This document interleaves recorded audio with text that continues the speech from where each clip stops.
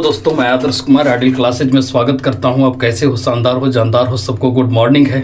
तो आज हम पी ब्लॉक इनऑर्गेनिक केमिस्ट्री में पी ब्लॉक के पिछले वीडियो में हम लोग इंट्रोडक्शन कर लिए थे, मतलब उसका परिचय कर लिए थे। आज हम परिचय को आगे बढ़ाते हुए आपको दिखाते हैं कि अलग अलग पी ब्लॉक के वर्ग का नाम अलग अलग क्या होता है, और साथ में इसकी यह जानेंगे कि पी ब्लॉक का इलेक्ट्रॉनिक विन्यास कैसे करते हैं, और एकदम चुटकियों में इलेक्ट्रॉनिक विन्यास करने आ जाता है। तो यदि आप पीछे वाला वीडियो नहीं देखे होंगे तो ये वो पहले देख लीजिएगा, इसके बाद इसको देखिएगा और वीडियो को अंत तक बने रहिएगा, तब आपको कुछ मज़ा आने वाला है। तो चलिए स्टार्ट करते हैं। पहले आप ड्रॉ करने के लिए सीखिए। सबसे पहले आप यहाँ से स्टार्ट करते हैं, तो ये, इसके बाद ये, इसके बाद ये, इसके बाद ये, यहाँ तक ये बराबर जाना है इसके, और इसके बराबर जाने के बाद फिर एक ऊपर चले जाना है, तब ये आता है। तो ये पूरा आपका आवर्त सारणी का कुछ तरीका होता है खींचने का।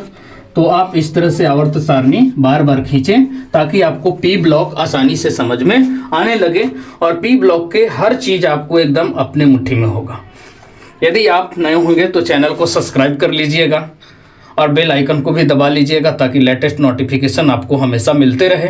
तो चलिए, पी ब्लॉक में हम तत्वों को भरने के लिए भी सिखाते हैं।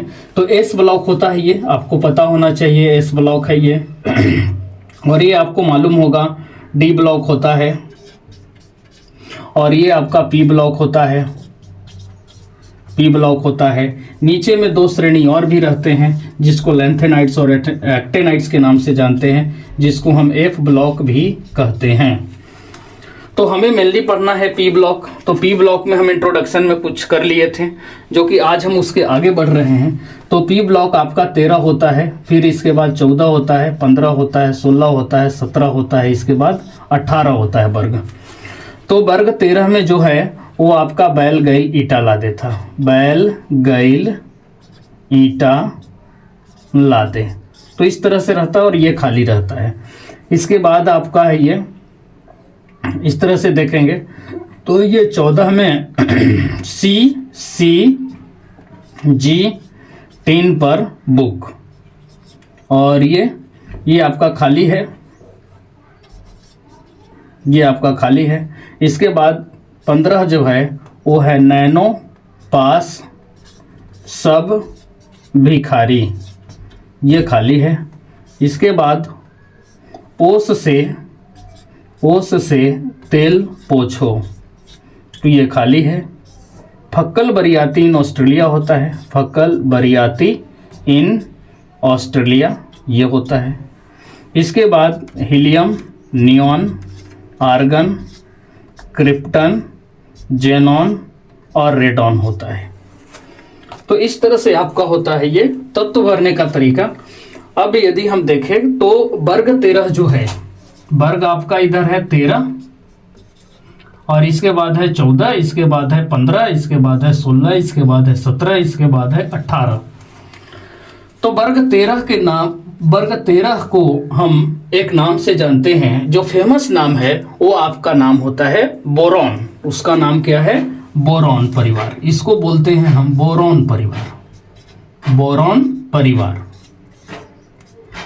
बोरॉन परिवार। इसके बाद कार्बन जो 14 होता है वो CCG 3 पर बुक है, मतलब कार्बन, सिलिकॉन, जर्मेनियम और टीन और लेड होता है, तो इसलिए इसका नाम पड़ता है कार्बन परिवार, कार्बन परिवार नाम होता है। इसके बाद जैसी वर्ग 15 की ओर बढ़ते हैं तो ऐसा नहीं कि इसको नाइट्रोजन फैमिली नहीं कह सकते हैं, बिल्कुल कह सकते हैं, नाइट्रोजन फैमिली भी कहा जाता है। ऐसे इसका नाम है निकोजन, निकोजन, इसका नाम होता है निकोजन, निकोजन परिवार के नाम से जानते हैं इसको, निकोजन, निकोजन। इसके बाद जो होता है ये ऑक्सीजन से है, ओस से तेल पोछो, ऑक्सीजन, सल्फर, सेलेनियम, टेलुरियम है, टेल्यूरियम है, इसके बाद पोलोनियम है, इसके बाद डैश है। तो ये इसका नाम होता है आपका चालकोजन, चालकोजन नाम होता है, चालकोजन, चालकोजन नाम होता है। अब वर्ग 17 जो आता है वो वर्ग 17 आपका हाइलोजन है, तो इसको नाम पड़ता है हाइलोजन, इसका नाम होता है हाइलोजन। और वर्ग 18 को अक्रिय वर्ग के नाम से जानते हैं। अक्रिय वर्ग के नाम से जानते हैं। ये तो हो गया आपका नाम, अलग अलग वर्गों का अलग अलग नाम हो गया। इसके बाद इलेक्ट्रॉनिक विन्यास इसका काफ़ी इंपॉर्टेंट होता है। तो इलेक्ट्रॉनिक विन्यास के लिए आपको सबसे पहले कुछ आवर्त की जानकारी होनी चाहिए। ये जो आपका होता है पहला आवर्त है, ये दूसरा आवर्त है, तीसरा आवर्त है, चौथा, ये पांचवा, ऐसे आवर्त होता है।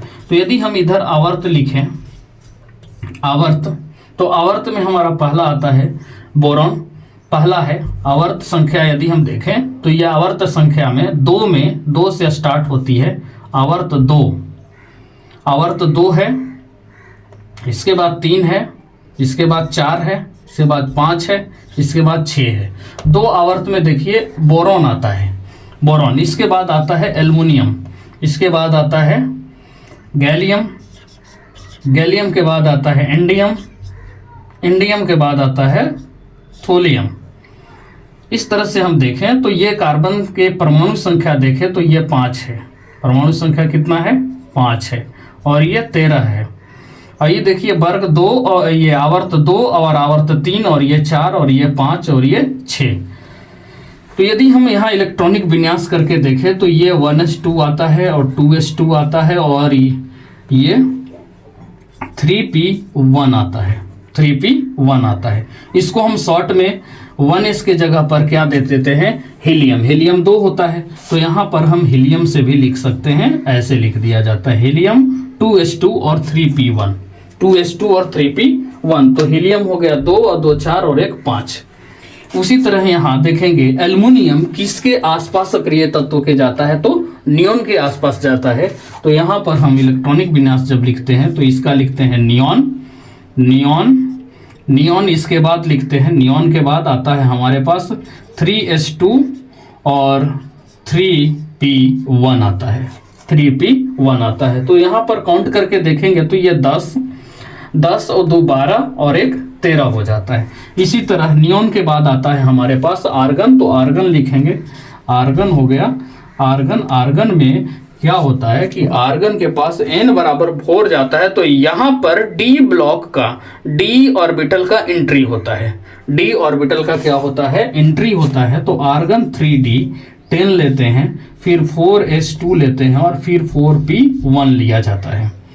इसी तरह हम आर्गन के बाद पढ़ते हैं तो क्रिप्टन लेते हैं और क्रिप्टन में यहाँ लिखा जाता है क्रिप्टन d10 और इसके बाद 5s2 और इसके बाद लिखते हैं 5p1 लिखा जाता है।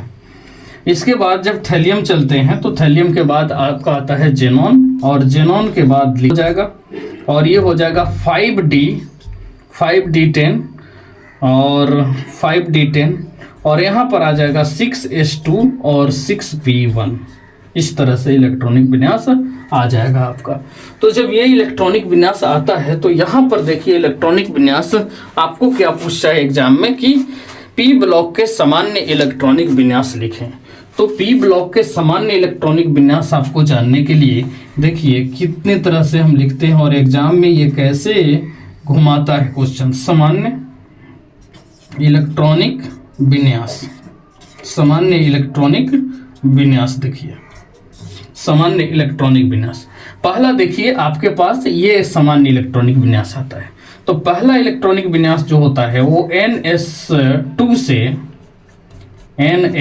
से NP1 से लेकर 6 तक हुआ। एक तो तरीका ये है कि 2n है मतलब NS2 और NP1 से लेकर 6 तक होगा। मतलब यहाँ पर P1 जा रहा है, यहाँ तक P1 जाएगा, ये आपका P2 चला जाएगा और ये आपका P3 चला जाएगा और ये आपका P4 चला जाएगा और ये आपका P5 चला जाएगा और ये आपका P6 चला जाएगा। ऑर्बिट कंप्लीट हो जाएगा। P ऑर्बिटल में 6 इलेक्ट्रॉन तक एंट्री करता है। तो ये NS2 हो गया और NP1 से लेकर 6 तक ये सामान्य इलेक्ट्रॉनिक विन्यास है। 1s2 से NP1 से लेकर 6 तक। यदि वर्ग 13 आएगा तो 1 लिखेंगे, वर्ग 14 आ जाएगा तो 2 और बाकी चेंज नहीं होगा। ये 2s2 और 3p1 यहाँ चेंज होगा, 3p2 होगा। इसके बाद देखिए दूसरी तरीका, यहाँ तक तो आ जाएगा। जैसी आवर्त 4 में जाते हैं तो एंट्री होता है तो यहाँ पर हो जाता है गड़बड़। तो यहाँ पर हम लिखते हैं, यहाँ देखिए n माइनस वन D10, इसके बाद लिखेंगे हम NS2, फिर NP1 से लेकर 6 तक। ये हमारा इलेक्ट्रॉनिक विन्यास जाता है। एक तरीका और भी हो सकता है, यहाँ पर जब चलेंगे तो यहाँ देखिए N-2F जो होता है वो 14 होता है, इसके बाद N-1 इंटू D 10 होता है, इसके बाद NS2 होता है, और इसके बाद NP1 से लेकर 6 तक होता है। तो ये सामान्य इलेक्ट्रॉनिक विन्यास आपका पहला हो गया, ये दूसरा हो गया ये, और तीसरा भी हो गया ये। तो ये सामान्य इलेक्ट्रॉनिक विन्यास है। कभी कभी ऑप्शन में क्या करता है कि सामान्य इलेक्ट्रॉनिक विन्यास आपको ये दे देता है, कभी आपको सामान्य इलेक्ट्रॉनिक विन्यास ये दे देता है, और कभी सामान्य इलेक्ट्रॉनिक विन्यास ये दे देता है। अब कंफ्यूज होता है कि भाई NS1, NS2, NP1 से लेकर 6 तक तो पढ़े थे, पर ये दोनों भी आपको ध्यान रखना है, क्योंकि इलेक्ट्रॉनिक विन्यास का स्ट्रक्चर देखा जाए तो ऐसा कंडीशन हो रहा है यहाँ 2P1 होगा, तो NS2 से NP1 तक, मतलब पहले तो N और N, मतलब NS2 और NP1 से लेकर 6 तक है। इसके बाद देखिएगा यहाँ तक तो ठीक हुआ, अब इससे एक कम हो गया, तो इसलिए N-1 D10 और NS2 NP1 से लेकर 6 तक। अब यहाँ देखिए सबसे लास्ट वाला में 4, 5, 6 है, तो मतलब 2 घटा, तो N-2F 14 और N बराबर 1, N-1 D10 और NS2। आपको एंट्री कैसे करना है, जिस आवर्त का होता है वहाँ खत्म हो रहा है। देखिए दूसरे आवर्त में है तो 2 तक खत्म हुआ, ये तीसरे आवर्त था तो 3 तक, ये चौथे आवर्त था तो 4 तक, ये पांचवें आवर्त था तो 5 तक, ये छठे आवर्त था तो 6 तक गया। और ये इलेक्ट्रॉनिक विन्यास का तरीका होता है। ठीक है, तो इलेक्ट्रॉनिक विन्यास आपको उम्मीद करते हैं कि बहुत अच्छे से समझ में आया होगा, पी ब्लॉक के सामान्य इलेक्ट्रॉनिक विन्यास। अब कुछ और हम आकार की बात कर ले तो आपको पता होगा कि जब हम ऊपर से नीचे आते हैं तो परमाणु का आकार बढ़ता है। जब हम ऊपर से नीचे आते हैं तो परमाणु का आकार क्या होता है, बढ़ता है। तो हम परमाणु आकार देख ले, परमाणु आकार,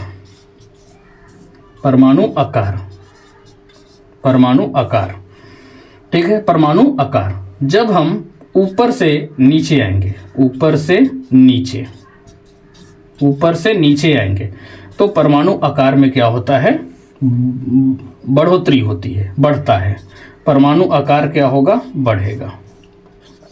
परमाणु आकार बढ़ता है, इंक्रीज करता है।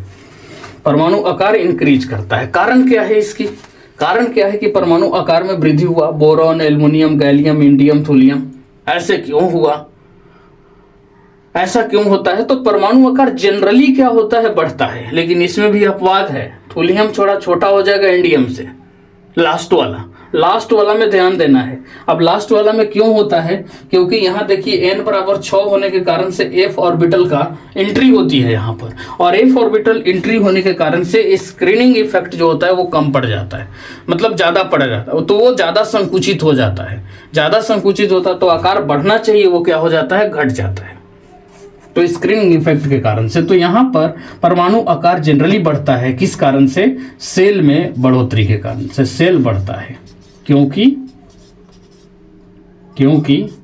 सेल की संख्या इंक्रीज करता है, सेल की संख्या इंक्रीज करता है, सेल की संख्या मतलब वृद्धि करता है। अब ये ऊपर से नीचे हो गया, यही जब बाएं से दाएं जाएंगे हम, बाएं से दाएं जाते हैं तो वहां पर आकार क्या होता है, आकार क्या होगा, घटेगा, डिक्रीज करेगा। आकार क्या होगा, डिक्रीज करेगा। कारण क्या है इसका, जेड इफेक्ट।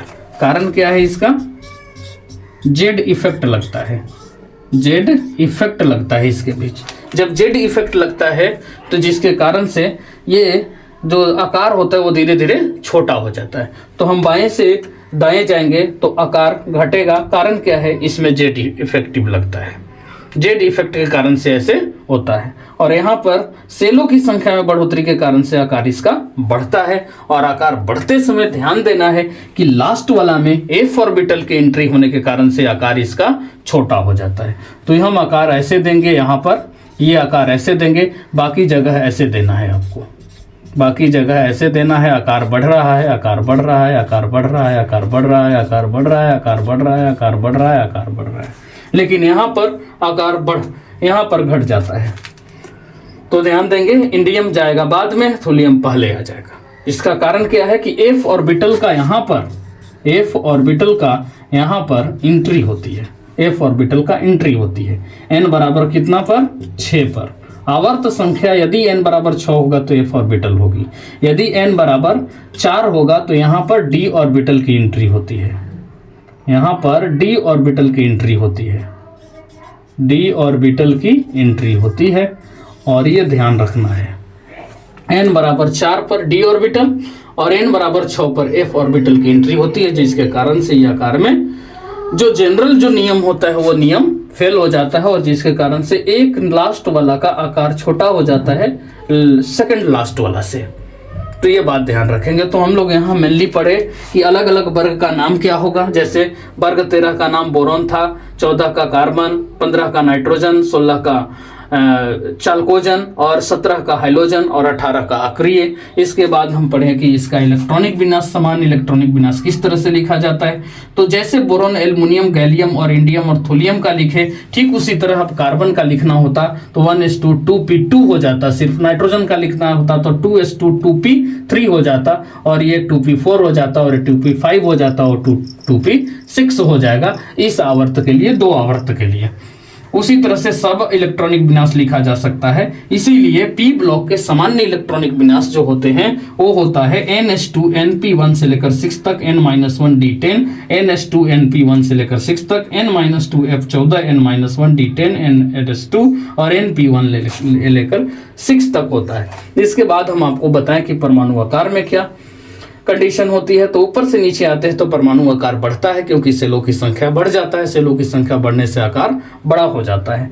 अब बाएं से दाएं जब जाते हैं, इधर से इधर जाएंगे तो परमाणु आकार में कमी होती है, डिक्रीज करता है। डिक्रीज के कारण क्या है कि वहां पर जेड इफेक्ट लगने लगता है, इसके कारण से डिक्रीज करता है, तो सबसे आकार यहाँ पर छोटा हो जाता है अक्रिय तत्व का। तो मिलते हैं नेक्स्ट वीडियो में, तब तक के लिए गुड बाय, जय हिंद।